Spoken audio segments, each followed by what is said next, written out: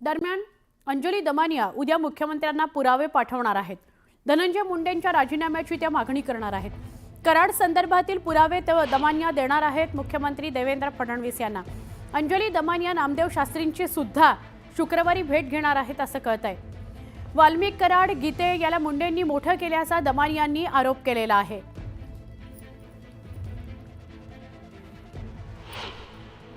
सामाजिक कार्यकर्त्या अंजली दमानिया आपल्यासोबत आहेत। मॅडम, गेल्या अनेक दिवसांपासून तुम्ही जी मागणी करत आहात मंत्री धनंजय मुंडे यांच्या राजीनाम्याची ही मागणी आहे, तुम्ही अद्यापही या मागणीवरती ठाम आहात का? अगदी खूप ठाम आहे, कारण मला खात्री आहे की जोपर्यंत यांचा राजीनामा होत नाही तोपर्यंत या प्रकरणात काहीही होणार नाही। आणि म्हणूनच मला असं वाटतं की आता हे जे मुख्यमंत्री आणि अजित पवार हे कुठेतरी वाट पाहतायत की माध्यमं कंटाळतील, लोक कंटाळतील, हा लढा बाजूला हळूहळू होईल आणि आम्हाला मुख्यमंत्र्यांना आणि या दोघांनाही वाटतंय की धनंजय मुंडे यांना आपण वाचवू शकू, तर तसं आम्ही होऊ देणार नाही। आता शेवटचा एक त्यांनी जो प्रयत्न केला भगवानगडावर जायचा, त्यानंतर देखील आपण बघितलं की प्रत्येकाची प्रतिक्रिया किती तीव्र होती। देशमुख कुटुंब त्यांना भेटायला गेलं, वैभवी आणि धनंजय देशमुख यांनी अनेक गोष्टी नामदेव शास्त्रींपुढे मांडल्या आणि त्या प्रत्येक त्यांनी पुरावे दिले, FIR दिले की एवढी ही जी माणसं आहेत तर त्यांची मानसिकता तुम्हाला समजून घ्यायची आहे। पण त्यांनी जे कृत्य एक नाही अनेक केली आहेत ती तुम्हाला पाहिजे नाहीयेत। तर अशा सगळ्या त्यांच्या मनातल्या व्यथा त्यांनी मांडल्या। मला नामदेव शास्त्रींना हेच विचारावंसं वाटतं की तुम्हाला धनंजय मुंडेंच्या डोळ्यात आणि त्यांच्या हृदय अंतःकरणातले भाव कळले, तसे अंतःकरणातले भाव यांच्या पण कळले असते तर खूप बरं झालं असतं। म्हणून मी असं ठरवलंय की आता एक मोठा खुलासा मी उद्या करणार आहे आणि त्याचे पेपर्स घेऊन मी स्वतः आता भगवानगडावर जाणार आहे। कारण मुख्यमंत्र्यांनी राजीनामा घेतला नाहीये का, तर धनंजय मुंडे फार जवळचे आणि जुने मित्र आहेत म्हणून, आणि अजित पवारांनी देखील राजीनामा घेतला नाहीये, ते जवळचे मित्र आहेत म्हणून आता मला असं वाटतं की अंतःकरण बघितलं, डोळे बघितलेत, आता पुरावे बघा आणि आता तरी त्यांचा राजीनामा घ्या। आणि तो खरं तर भगवानगडाहून खरंच घेतला गेला पुरावे पाहून, तर मी म्हणेन की खरंच भगवानगडांनी आज पूर्ण बीडचीच नाही तर पूर्ण महाराष्ट्राची एक दिशा देण्याचं काम तिथून जर घडलं, धनंजय मुंडेंचा राजीनामा घेतला गेला तर अतिशय बरं होईल। मॅडम, तुम्ही उल्लेख केला की तुम्ही स्वतः ते सर्व पुरावे घेऊन भगवानगडावरती जाणार आहात, तर ते कधी जाणार आहात भगवानगडावरती सर्व पुरावे घेऊन? मी बहुतेक गुरुवारी किंवा शुक्रवारी बीडला जाऊन भगवानगडावर जाणार आहे। व्हिडिओ जर्नलिस्ट सचिन कुबडेसह स्नेहा जाधव, न्यूज 18 लोकमत, मुंबई। भगवानगडाचे महंत नामदेव शास्त्री महाराज आज संभाजीनगर जवळच्या भालगावात आले आहेत। या गावात देणगीचा कार्यक्रम आहे। गावातील भाविक लिलावाप्रमाणे आपली देणगी सार्वजनिकपणे जाहीर करतात। शेवटी कुणी किती देणगी दिली आणि एकूण देणगी किती गोळा झाली हे जाहीर होतं। असे कार्यक्रम राज्यभर होतात आणि गडासाठी कोट्यवधींची देणगी मिळते। आलेल्या देणगीतून अनेक कार्यक्रम गडाच्या माध्यमातून केले जात असतात।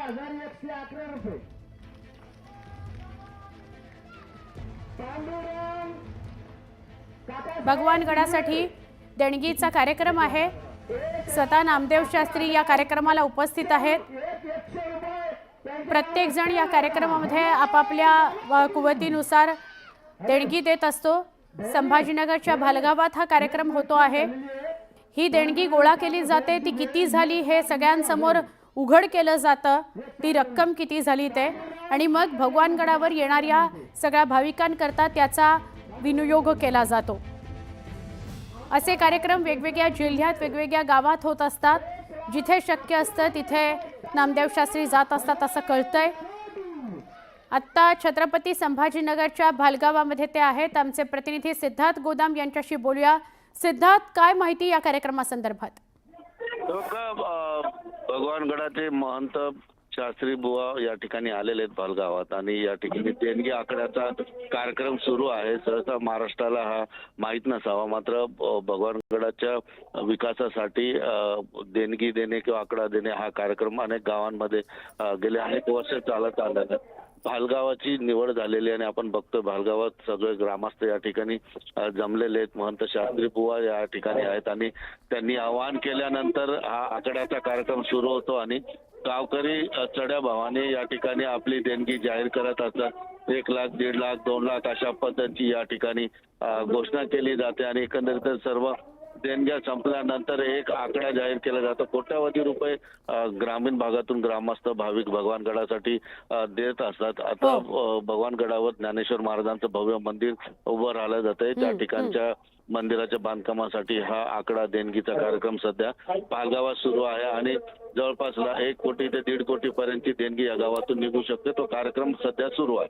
नक्की सिद्धार्थ, धन्यवाद माहिती दिल्याबद्दल. पण आपण बघितलं होतं नामदेव शास्त्री सध्या काही दिवसांपासून चर्चेत आहेत. त्यांनी धनंजय मुंडेंसंदर्भात जे वक्तव्य केलं होतं त्यामुळे ते चर्चेत आले आणि त्यानंतर लगेचच धनंजय देशमुख आणि वैभवी सुद्धा त्यांना भेटून आले. त्यानंतर पाठोपाठ लगेचच अंजली दमानिया या सुद्धा गुरुवार किंवा शुक्रवारी नामदेव शास्त्रींना भगवानगडावर भेटायला जाणार आहेत असं कळतंय.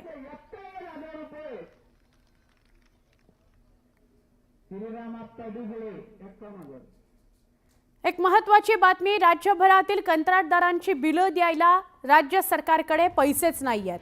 विविध विभागातली कामांची बिलं रखडलेली आहेत. तब्बल 92,000 कोटी रुपयांपेक्षा जास्त बिलं रखडलेली आहेत. पैसे न मिळाल्यास 5 फेब्रुवारीपासून राज्यभरात काम बंद होऊ शकतं. काम बंदचा मोठा फटका राज्यातल्या सगळ्याच प्रकल्पांना बसणार आहे. विविध भागातल्या कामांची बिलं रखडलेली आहेत आणि या बिलांची एकूण किंमत 92,000 कोटींपेक्षा जास्त आहे.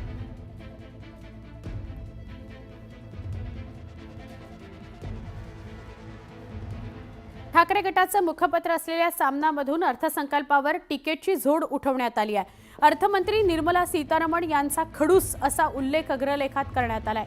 निर्मला सीतारमण या खडूसबाईनं सादर केलेल्या अर्थसंकल्पावर अद्यापही भक्तांचे टाळ्या वाजवणे संपलेले नाही. जणू काही सामान्य जनता आणि मध्यमवर्गीयांच्या घरावर सोन्याची कौलच चढणार आहेत असा उल्लेख सामनात करण्यात आलेला आहे.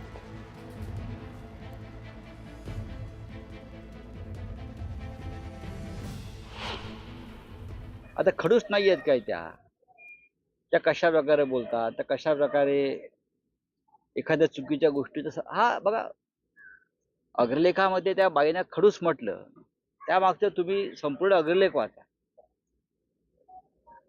अर्थमंत्री पदाची व्यक्ती खडूसच असते, कठोर असते आणि दयाबुद्धीनं काम न करणारी असते. तिला फक्त देशाच्या तिजोरीमध्ये महसूल मिळवायचा असतो. त्यासाठी कोणाच्या खिशामध्ये हात घालायचा, कोणाची पाकिटं मारायची, यासाठी अर्थमंत्र्याची नेमणूक असते.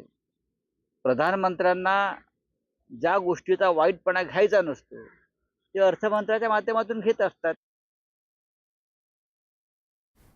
दरम्यान खासदार संजय राऊतांनी पुन्हा मुख्यमंत्री देवेंद्र फडणवीसांवर निशाणा साधला. फडणवीस आणि त्यांचं कुटुंब मुख्यमंत्र्यांचे अधिकृत निवासस्थान वर्षा इथं राहण्याकरता जात नसल्यावरून राऊतांनी प्रश्न उपस्थित केला. देवेंद्र फडणवीस वर्षा निवासस्थानी राहायला का गेले नाहीत? फडणवीसांचं कुटुंब वर्षा बंगल्यात जायला घाबरतंय का, असा सवाल राऊतांनी केला. की देवेंद्र फडणवीस अद्याप वर्षा बंगल्यावरती का राहायला जात नाही याचं उत्तर रामदास कदमांनी द्यावं किंवा एकनाथ शिंदेंनी द्यावं किंवा स्वतः भाजपच्या प्रवक्त्यांनी द्यावं ना. एकनाथ शिंदे देवेंद्र फडणवीस वर्षा बंगल्यावर जायला राहायला का घाबरत आहेत, त्यांचं कुटुंब का घाबरत आहे, हा एक साधा प्रश्न आहे. त्याच्यामध्ये मी असं म्हटलं का तिथे काय मिरच्या आहेत, लिंबू आहेत, अजून काय आहे? नाही. त्यांनी जायला पाहिजे. मुख्यमंत्र्यांचा अधिकृत बंगला येतो, तुम्ही त्या बंगल्यात अद्याप गेलेला नाही आहेत. तुम्ही रात्री तिकडे झोपायला तयार नाही आहेत. तुम्हाला कसली भीती वाटते? काय तिकडे असं घडलं आहे, काय याआधी घडवलं आहे? हा महाराष्ट्राच्या जनतेसाठी चिंतेचा आणि संशोधनाचा विषय. वक्फ संदर्भात आज लोकसभेमध्ये विधेयक मांडलं जाण्याची शक्यता आहे. हे विधेयक कुठल्या परिस्थितीत लोकसभेत पारित करण्याचा केंद्र सरकारचा प्रयत्न आहे. या संदर्भात शिवसेना खासदार नरेश म्हस्के यांच्यासोबत आमच्या दिल्लीचे प्रतिनिधी प्रशांत लीला रामदास यांनी बातचीत केली. संपत्ती वाचवणं हे त्याच्या मागचा उद्देश आहे. एका रात्रीत उठणं आणि हे सांगणं ही संपत्ती वक्फ बोर्डची आहे आणि वक्फ बोर्डचं चॅलेंज तुम्हाला आम्ही कोर्टातही करू शकत नाही. हे चाललंय काय? आणि त्याकरता हे सुधारणा विधेयक आणलेलं आहे. त्याच्यामध्ये कलेक्टरांचा अंतर्भाव केलेला आहे, महिलांचा अंतर्भाव केलेला आहे. विविध घटक ज्यांची संपत्ती तुम्ही हडप करताय त्या समाजातील, त्या धर्मातील जे वेगवेगळे पंथ आहेत त्यातील त्यांचे प्रतिनिधी सुद्धा त्याच्यामध्ये आम्ही इन्व्हॉल्व करतोय आणि त्यांच्यावर आम्ही ठेवलेला आहे, त्यांच्यावर मुभा ठेवलेली आहे की वक्फ बोर्डमध्ये राहायचं की नाही त्या पंथांनी ठरवणं पाहिजे. कारण ही लोकशाही आहे. केवळ मुस्लिमांची मतं मिळवणं हा त्याच्यामागचा उद्देश आहे. तब्बल 11 वर्षांनंतर नवी मुंबईत जनता दरबार सुरू झालाय. या जनता दरबारात लोकांचे विविध प्रश्न सोडवले जातात. याच अनुषंगानं ठाणे, बेलापूर आणि उरणपट्ट्यातील प्रकल्पग्रस्त यांच्यासोबत दिवंगत लोकनेते दिबा पाटील यांचे पुत्र अतुल पाटील विमानतळाच्या नामकरणासह विविध मागण्या घेऊन आले. पहिलं विमान उतरताना दिबा पाटील यांच्या नावाच्या जयघोषानं विमान उतरेल असं आश्वासन गणेश नाईक यांनी प्रकल्पग्रस्तांना यावेळी दिलं. त्या सगळ्याच करता संबंधित अधिकारी मंत्रालयात येतील, त्या खात्यातल्या मंत्री मोदयांच्या संमतीनेच ते आणि काँग्रेसचे नेते विजय वडेट्टीवार यांनी मनोज जरांगेंवर निशाणा साधला. जरांगेंना प्रत्येक ठिकाणी बोलायची गरज नाही. संतोष देशमुखांबद्दल घडलेली घटना भयावह आहे, मात्र त्या घटनेला समाजासोबत जोडू नये असं म्हणत त्यांनी जरांगेंवर हल्लाबोल केला.